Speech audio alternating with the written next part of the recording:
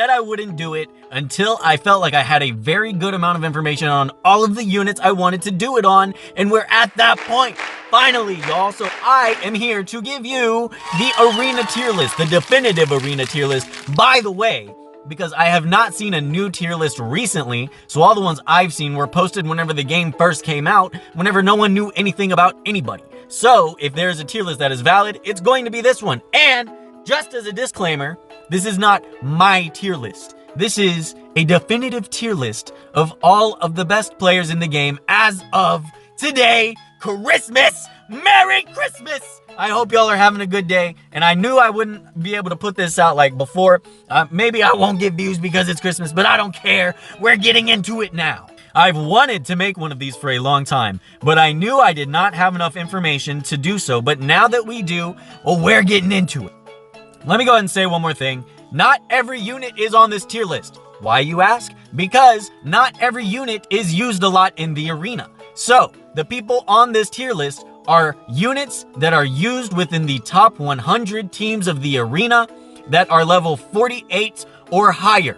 If there's a unit that seems really good, for example, Irina seems really good, but I have never seen her or fought her in the arena or had anyone explain to me a situation where they fought her at level 48 or higher, so she does not make the cut for the tier list. The people on the tier list are ones that I've seen level 48 and higher multiple times, and other top players in the guild have also seen multiple times. That being said, that's all out of the way. Disclaimer, disclaimer, disclaimer. Let's get into it now, starting with Trevor.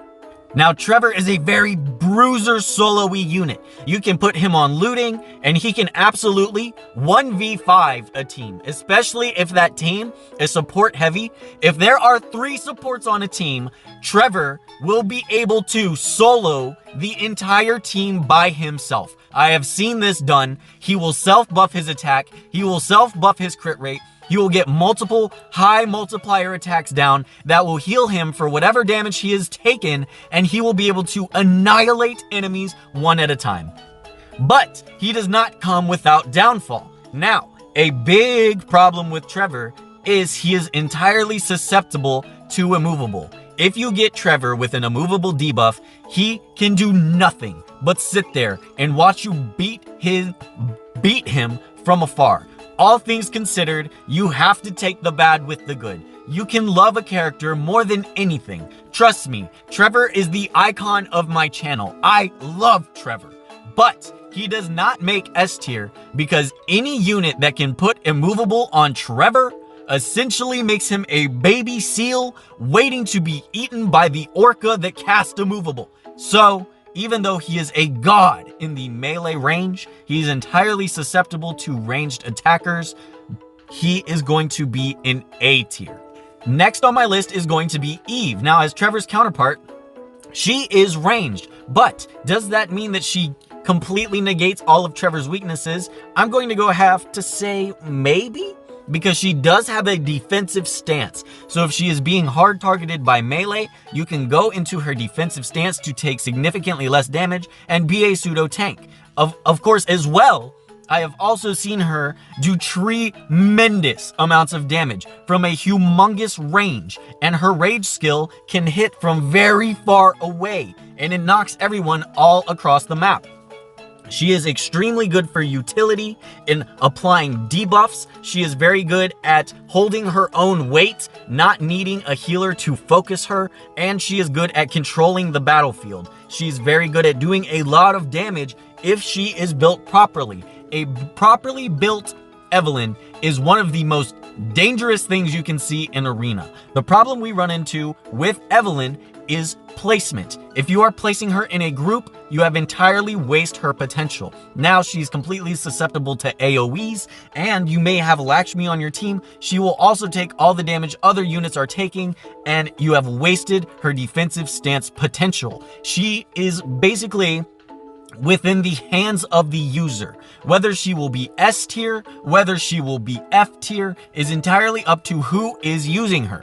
So I don't think she would qualify as an S tier for that reason. An S tier is someone that can hold their own weight and also hold the weight of the user, because the user is not always right. And I am here to say this for myself as well. I am often wrong. I misjudge distances. I misjudge the damage I can do. So you must be a pro Evelyn user to bump her up to S tier. And being an average Evelyn user will bump her all the way down to F. So I think rightfully where she deserves to be is either a B or an A. But I think there's going to be some units hitting that A slot that might push her down into a B. So we're going to slap Evelyn in the B tier.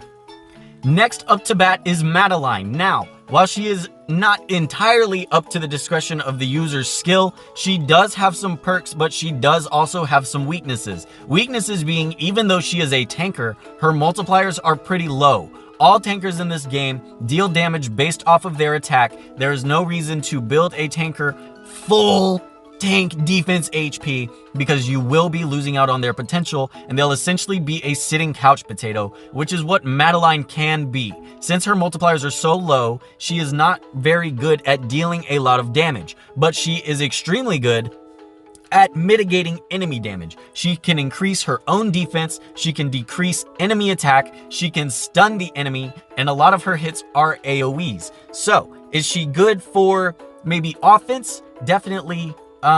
Maybe better for offense than defense, and I'll explain why. If you're fighting a Popo, and you will be fighting a Popo, he will put the AoE shield probably in a group of multiple people. She has the AoEs to deal with that group of multiple people and also eat the damage from them at the same time. So if you are using her on offense, I would say B. If you were using her on defense, you must get lucky for her not to derp and just use attacks that don't do anything. And she's also just basically sitting there. You can fight around her and then save her for last. So as a defense, I would say D. So thus I will properly put her in an average of C tier. Chapman, he is very beginner player friendly, yes. So he is often mistaken for, you know, a mid-game or early game unit. But he is definitely a force to be reckoned with in high tier arena. Not only does he bring to the table defense break, which is the most valuable thing to bring in arena besides stuns and crowd control, he also has multiple AoEs. He also builds his own rage bar, so if the enemy is grouped or if you can hit multiple enemies with one of his skills, he will increase his own rage bar. You can pair that with rage cards to pretty much get your rage skill on first turn. You can get your rage skill with him. So he can be built to be extremely powerful too. If he's able to hit a squishy, he will do a lot of damage. That being said, he himself is very squishy. So if you're able to hit him before he can hit you, it's going to be a bad time for Chapman. But having a team that works around making Chapman move faster than the enemy, like maybe a speed buffer or an enemy speed breaker, then he will be able to do all of his wonderful tactics of building up his rage bar, unleashing his rage skill, annihilating enemies just like he's meant to do. Very, very good at taking care of Lakshmi teams. Lakshmi is the plague of arena right now. She is in 90% of arena teams, and he is a perfect counter to Lakshmi teams. And that being said, is going to put him in the high A immediately, if not lower S tier. So for now, we'll say high A and see if he gets pushed up by someone else later on. Anton is next. As much as I hate to say it, because I'm not a fan of his aesthetic, Anton is a god in the arena. Not only does he bring defense down, we know how valuable that is, that same skill decreases rage bar. So, whenever he penetrates, he will decrease rage bar. He has a skill to increase his pen rate so that not only is he making sure the enemy takes more damage, he's making sure they cannot use their rage skills. On top of that, whenever he gets his rage skill, he will apply the blind debuff, which essentially makes the enemy useless. They will miss darn near every single time. If you've ever been blinded, you know how insufferable that is. So he will make the enemy unable to use rage skills, unable to deal damage, take more damage with defense down. He is just an absolute beast. Anytime you see him in the arena, trust me, us higher end game players take a second glance and really think about if we want to go against this team. He's very, very good, and this is going to make him an obvious S. Next is going to be Robin. Now, Robin also brings blind to the table in the form of 2 different skills. He is able to blind you, and we've just said how valuable blind is. Very good attack, but not only does he blind, he is able to reduce and reset cooldowns. So, if you are using Robin and you are able to get a turn before the enemy does, and you use his 3rd skill, you can completely reset all enemy cooldowns, especially enemies with very important cooldowns. For example, if you're fighting a Ziv and that 3rd skill alone can completely destroy your entire team, this gives him a chance to reset that cooldown, which is very, very valuable. Other than that, all he brings to the table is blind. So his 1st skill, he does more damage based on blind enemies, so he will get target locked. Whoever he blinds, he wants to focus on that enemy, and it makes him a little bit, tunnel visioned and less viable for taking on groups, which are pretty popular. I'm noticing high arena teams are starting to move away from groups and spread out, which Robin will be a lot better for dealing with. But for now, a big majority of players are still using groups, so this is going to put him in the low A. Okay, now Scarlet is a little bit of a hard one for me to do because yes, she brings a ridiculous amount of debuffs. She will decrease the attack of enemies. She will bring immovable. She will decrease the attack bar. She will stun the enemy. She will decrease the enemy's defense, and she can remove beneficial effects. But she is a ranger. She is meant to be built for damage, and her multipliers are absolutely terrible. 48% of the attack is very, very bad. 24% of the attack is very, very, very bad. For a 2nd skill, that is her highest multiplier, 140% is not very good. And for the 3rd skill, 57% of the attack is not good at all. She is so good for trivia.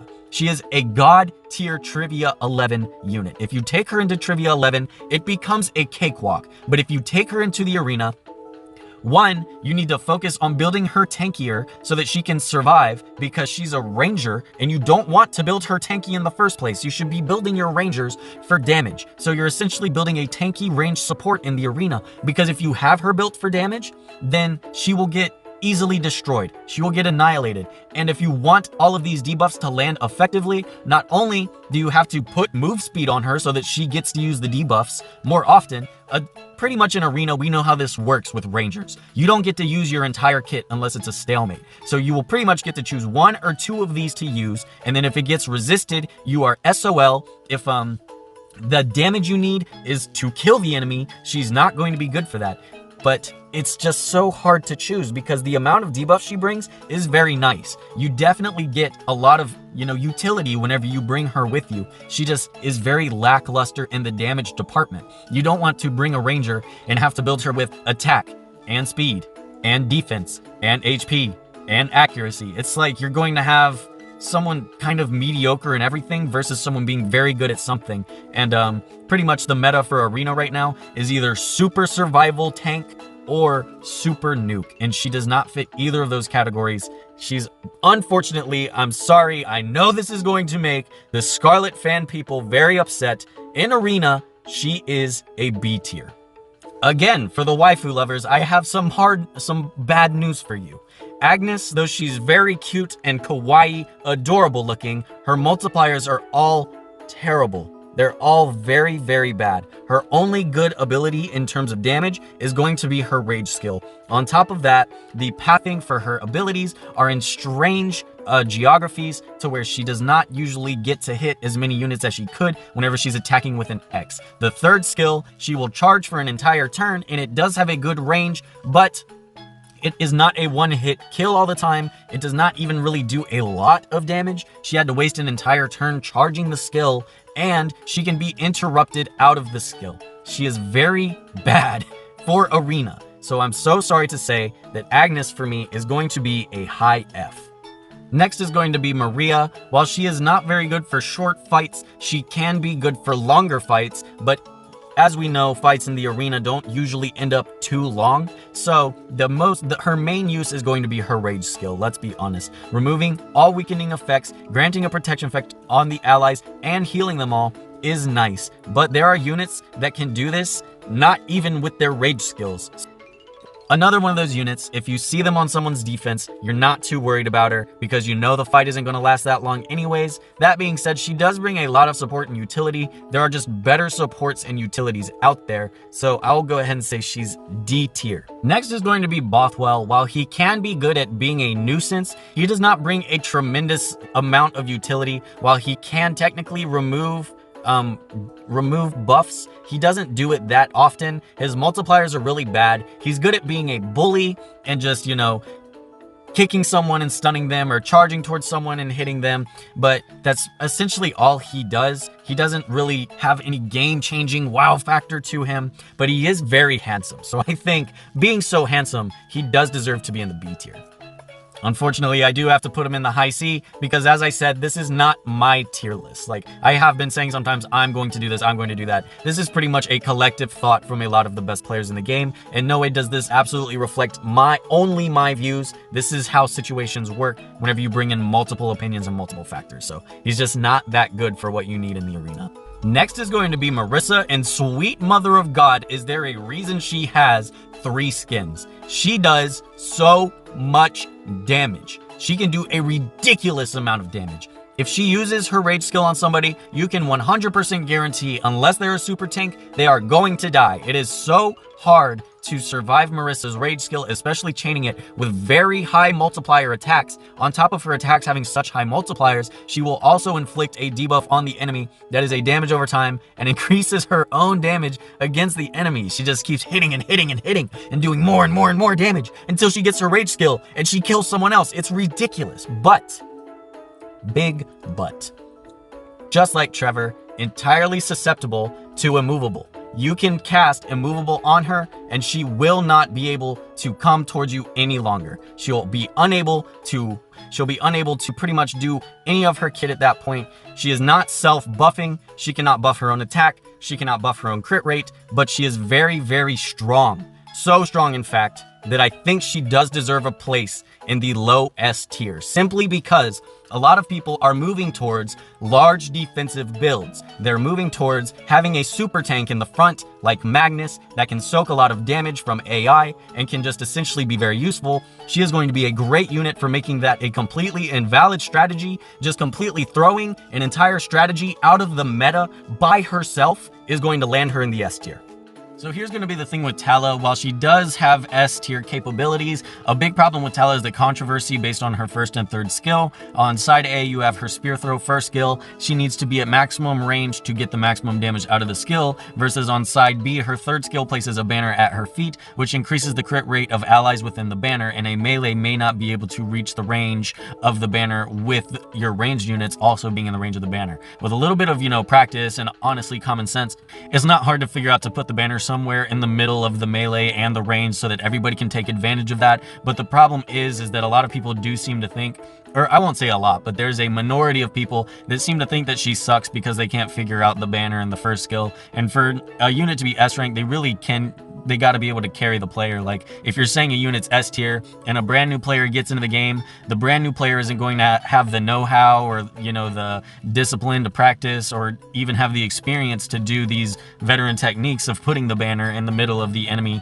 and your ranged units. So you're going to want your S tier units, especially for new players, to be units that can carry the new player. And Tala is not going to be able to carry the player. It's going to take an experienced player to fully understand her uses, especially knowing that you need to skill up her second skill all the way to increase the range, because the range of the second skill under SSR gets very, very different versus how it is at base. And base seems to be where a lot of people pull their opinions from her on. So she's just going to have to stick in S, because until people get the hang of her, until it becomes, common knowledge of where to put the banner and stuff, she's not going to quite make it to S because she's not able to carry those players. Now, Josephine deserves an honorable mention because she has a very unique kit. She's able to put AoE shields, AoE heals, and AoE speed buffs, multiple shields, multiple heals, and her first skill is actually an area third 3-hit attack. So she can take off Popo shields very easily. She can take off multiple shields very easily, multiple damage ignores, but unfortunately, she's not used enough for me to put her in the tier list. So this is just my opinion. Personally, if I had to rate her, I'd say she would be a low S or a high A, but but I haven't seen her used enough. I've honestly only used her on offense. I've never really seen somebody fight her on my defense, but whenever she's on my defense win rate is very high. Unfortunately, I'm not going to be able to put her on there, but I did want to give her an honorable mention. Ekon is a very dangerous unit to have. He does a extreme amount of damage just on his own. On top of the damage he does on his own, he sends out a clone. His clone takes extra turns. It mimics the attacks you use. So if you use your rage skill, your clone uses your rage skill with you. Absolutely phenomenal. Does a ridiculous amount of damage, but he has some fallbacks. One of those fallbacks being his move range is one of the smallest move ranges in the game. He can basically take one step and then his move range is over, as well as the range of his actual attacks isn't very large either. Once he gets the clone out, the clone is free to do whatever it wants. You know, you can use attacks on whoever's closer to you. The clone will hit whoever is closer to him, and it doesn't really matter, but getting to that point is really an issue. You can actually mitigate that problem by, if you have your dealer talents leveled up to 50, whenever you go into the second tab of it, you can actually increase dealer movement range, but I don't think it's fair to have to increase, you know, a talent or whatever it's called all the way to 50 and then have to spend another 250 mercenary points just to max move range to help mitigate one problem with one of your units. I don't think that's very fair for him to be in S tier, while that is a pretty intense requirement to get to that point. So while he does ridiculous damage, he also doesn't self-buff. He increases his own attack bar and he can bleed. He doesn't really supply any amazing debuffs. The only thing he's good for is if he gets the right setup, he can absolutely destroy whoever is on the battlefield. It doesn't matter, he can take them out, but that in itself isn't going to be enough to put him in S. It's honestly not going to be enough to put him in A. He's another one of those susceptible to a movable. If he's made a movable, he doesn't get his clone out. Sometimes the clone can derp. If he's on auto, he very, very often does not even put his clone out, so he's probably going to be a high B. So the thing about Tarak is, let me first explain the difference between overused and overpowered. There's OU, which is overused, OP, which is overpowered. People sometimes confuse the two in the case of if something is used a lot, like for example, if Popo is used every single match, that he must be OP, but that's actually not the case. That actually just places them in OU. Now, Tarak is one of the examples where OU and OP can be in the same unit. While Tarak is overused because he was in the first banner that the game gave us, so a lot of people pulled for his exclusive equipment and they built up Tarak as one of their main units. He's extremely overused right now, but he is also extremely overpowered. Pairing him with Lakshmi, and Lakshmi putting on damage share on your entire team, and then Tarak using his third skill, the electric field, to help mitigate some of the damage, is the main weakness to Lakshmi's damage share is area of effect attacks. So Tarak putting down this electric shield will actually make area of effect attacks way less likely to be effective. The issue with this is Tarak needs to be on par with Lakshmi's speed. It's not going to help anybody if he gets interrupted in the middle and gets pulled away from Lakshmi's circle, or if they get interrupted, or if he gets stunned.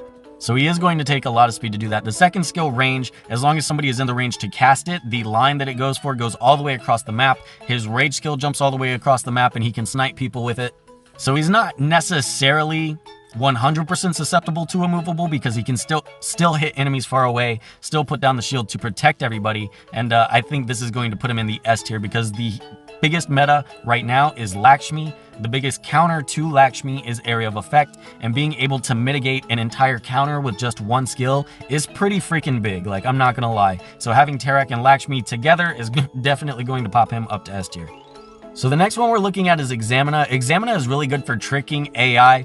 She puts out a clone of herself, and the clone of herself needs to be targeted before she's targeted again. But if you are fighting her and she's on a defense, then you are absolutely able to catch her in area of effects. You're able to catch her in the trajectory of certain attacks that just attack in a certain geometrical pattern. You can still hit her, and the clone only takes 3 hits. So just like if you brought someone with a 3-hit attack like Tarak, you could get rid of the clone very easily, and then she's completely exposed herself. All she does is self-buff, and she does a lot of damage. She's very good at also being good for bosses like Trivia and Isgard, because they'll focus on the clone versus focusing her. So she can definitely be used to trick AI, but in Arena, one person is not AI. 100% of the time there will be a real person fighting your Examina, or it will be your Examina fighting an AI. So at that point, you have to control the clone yourself and put it in a good position where it won't be affected. Or if you're fighting an enemy Examina, you can catch it in the middle. So she's not that good for arena.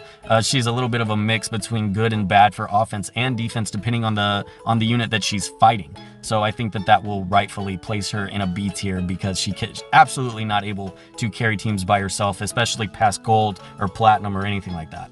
Next is Nakri. Nakri is strange to talk about because she's one of those really hit or miss units. It's like if you fight a Nakri, either she will absolutely annihilate your team with one attack combined with a rage skill, or she will just absolutely do nothing.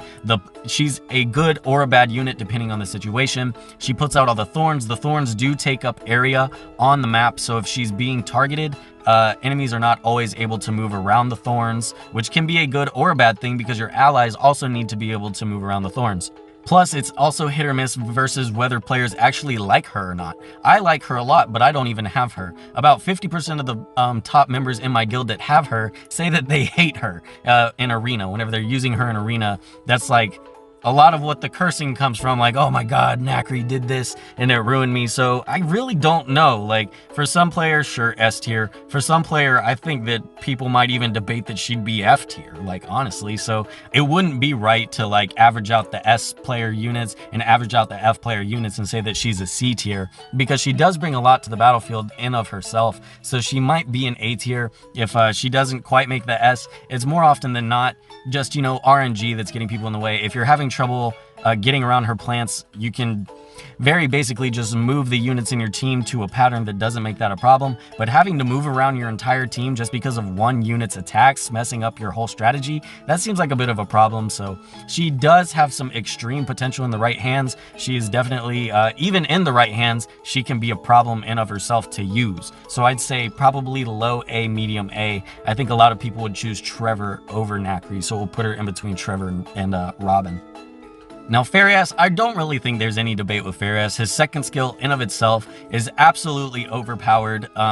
He's not an OU unit, but he's extremely overpowered. Even having a level 42 Farias with like plus 12 equipment, barely built at all, can counter the Lakshmi meta of like the top 100 players. I personally tested this in my video where I was having trouble getting out of gold as free to play. I popped Farias on my team and he was level like 44 with some average stuff. He had exclusive equipment not even powered up. Within like an hour, he carried me to platinum 2. No skill required whatsoever. If the enemy is grouped up, you use second skill and it absolutely annihilates. That's all there is to it. Plus, he has very good range. He has good single target abilities as well. So it's not just like that's his only niche. He can do a lot of single target damage as well. And being able to counter the meta by himself, unbuilt, is absolutely ridiculous. So he's going to be a clear S tier.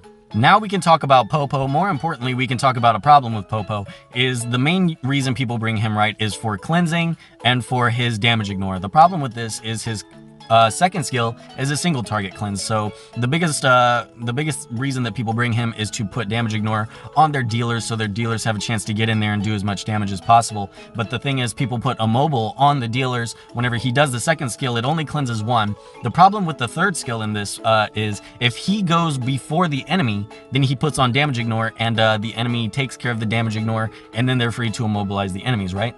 Well, here's the thing. What if he goes after the enemy and he's just doing it to cleanse? If you're trying to cleanse a mobile, then that means the enemy has already taken a turn at that point. Your dealers are already low, if not dead. Putting damage ignore on them at that point isn't very helpful, even if you're just cleansing a movability. So he's kind of hit or miss whether or not you actually want him on your team, because his kit combats itself. Like it's a pain having a third skill that really should be two separate skills. Like, if you want an AoE cleanse, if the second skill was an AoE cleanse and the third skill was an AoE damage ignore, then sure, that's no brainer. That's like very, very good. But having them tied into the same skill, even though that seems like it would be better, it's actually worse, because you have to choose one and you only get one instance to use it. So therefore, I think honestly, if it was me, I've never ever had a problem with Popo. Anytime I see Popo, I just assume that he's not even on the team. So I would put him in D, but he is extremely popular. He does carry people in the arena sometimes. If enemies don't quite have area of effect to deal with his damage ignore, that can definitely be a pain. He can do a lot of healing. He has multiple heals as well. So I'll go ahead and say he belongs in high B. Next is Christopher. Christopher is pretty much a requirement for a lot of PvE content in the game. Whenever it comes to PvE, he completely changes the battlefield. You either have to focus Christopher or make sure that you have the capabilities to take out the enemies he'll be reviving, because he will revive an ally whenever he is killed. On top of that, if he gets his rage skill, he can revive all of his allies. And there are also rage cards that increase your rage bar whenever your allies die. So as more allies die, he gets his rage bar back, he revives everybody again, and he can just do that over and over and over, to where you're basically taking the same team into the same arena match 4 separate times, but your guys don't get to heal. The problem with this is whenever he revives them at a low amount of HP and with 0 attack bar. So if the enemy has someone like Farias or someone with a lot of area of effect potential, they could probably just farm your units and get their rage skills and spam like Amy's heavy hitting bullet, or spam Amy's rage skill to take care of all the enemies, and it's not really a problem. But for people liking dealers in the meta right now, for example, if someone was bringing Trevor, if someone was bringing Anton, or a single target attacker, then having 4 units revive is a humongous problem, and that's not very easy to deal with if you don't have area of effect on your team. Definitely belongs in high A. Alright, now whether or not he is S tier, I would go ahead and debate no, because he can be the entire reason you lose an arena match. We're kind of reserving S tier for the units that carry less experienced players through the game, just with their sheer amount of effectiveness alone. And while Christopher can do that in some instances, there are also some instances where he just absolutely ruins your run and you lost because you had Christopher. So it's Lakshmi here. I mean, I'm not going to take too much time explaining a unit that most players have, but basically she brings a damage share, which makes all of your allies share the damage they take. So if the enemy is bringing a bunch of dealers, they're not going to be able to do the damage to kill one unit. They're going to have to do enough damage to kill your entire team before they kill a unit with damage share. This has counters by enemies bringing area of effect. It also has counters to the counters by you bringing shields as well. Plus she can area of effect cleanse everyone on the team. So if dealers are what you're damage sharing, then immovable is not going to be a problem for her either. Unlike Popo, the cleanse is on a separate cooldown than the damage share, so she gets to pick and choose when she wants to use that. It's an obvious S tier. There's really no debate. Magnus is up.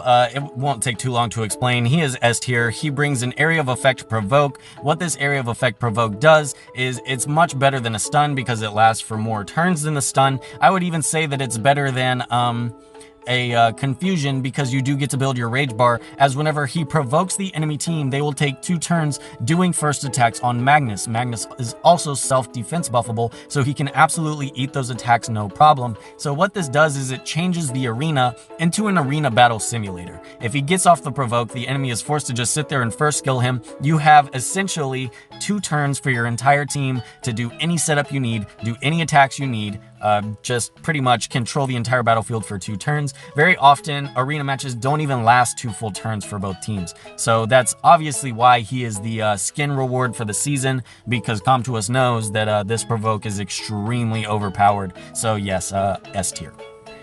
Well, it was getting a little crowded in S tier, so it's time to give it a break and look at Darcia. So there's a few really big problems with Darcia. This is unfortunate because she's one of the most aesthetically pleasing characters, at least I think so. She's very, very cool looking. She's very cool in general with her story and all of her abilities. Unfortunately, in the arena, she is absolute garbage, and I can explain to you why. So the first skill is just a drill. She just pushes someone back very slightly, not enough to say anything about. She lands unrecoverable on that one specific enemy for 3 turns. The second skill, okay, her other 2 skills are area of effects, but the area that they affect is very small. The cone is smaller than Nadine's axe attack, which already doesn't cover enough ground. So yes, it's about like much less range covered with Darcia's second skill. So if she's recovering HP, she's already a tank. She doesn't need to recover HP if she's being a tank in the arena. Third skill, she does a rectangular geometrical pattern to bleed enemies, and the rectangle is very, very small. She will have to be in melee range for all of these attacks, so she doesn't have any projectiles. Also susceptible to immovable. You can pretty much ignore her and fight around her. And the problem with her rage skill is whenever she gets her rage skill, it increases the damage that your allies are doing in the area of her rage skill. Just like Tala's flag, the area that your allies must be in is within the area of Darcia, and Darcia can move at will. So the areas she covers with that moves as well. The problem with this is that by the time a tank has gotten her rage skill, especially one that people are probably ignoring until last, she's not going to get that off in time. If she was able to do that, if that was like third skill and she could put that down instantly, then maybe she could even be bumped up to B. I wouldn't even say she would still be a B at that point, but the fact that she needs to be attacked multiple times, she needs to be built with rage cards or built in a certain way to achieve that rage skill, and the rage skill is really her only selling point, and it has a lot of shortcomings. She's gonna be an F. It breaks my heart to have to say this because this is my favorite waifu in the game. It's not looking good for the top tier waifus sitting in F tier in the arena, but okay. Let me go through this one personally before I talk about what other people have said, because Nadine is close to my heart. Her first skill is an area of effect defense break. Her second skill is a pushback that can slow and stun, so the enemy she uses that on is essentially out of the battle for 4 turns worth of attack bar fill. And then the third skill dislocates the enemy, pushes them backwards towards where she was standing originally at cast, and pushes back their attack bar by 50%. There is a big problem with all of these skills, is that she requires a lot of accuracy to use them. So since her main priority is applying debuffs, and she doesn't really do any big damage on her own, her only big damage skill is the third skill, and the damage from that is also, you know, reliant on being in melee range. All of her skills need to be in melee range. If she's cast with a movable, many times I've been put a movable on her and it's just a shame. She's a sitting duck sitting there and all of her debuffs aren't being used at that time. Even if the enemy Lakshmi team is in a very, very tight-knit group, her first skill, area of effect defense break, is not as accurate as it would seem. I had like 140% effect accuracy on her, and at most I would get 4 people with the defense break if I was hitting all of them, and I would rarely be hitting all of them. Having to build a unit with so much effect accuracy is a waste of their other potential because she has high multipliers like on the third skill, so you're not going to be able to put attack into her to make that do any damage really. Her first skill multiplier is already garbage, that's not doing damage. And then with that much effect accuracy, you're also missing out on her tank ability because you're having to pull from her HP and pull from her defense in order to bump up that accuracy, so it's very unfortunate. In the arena, she's probably going to be a C tier.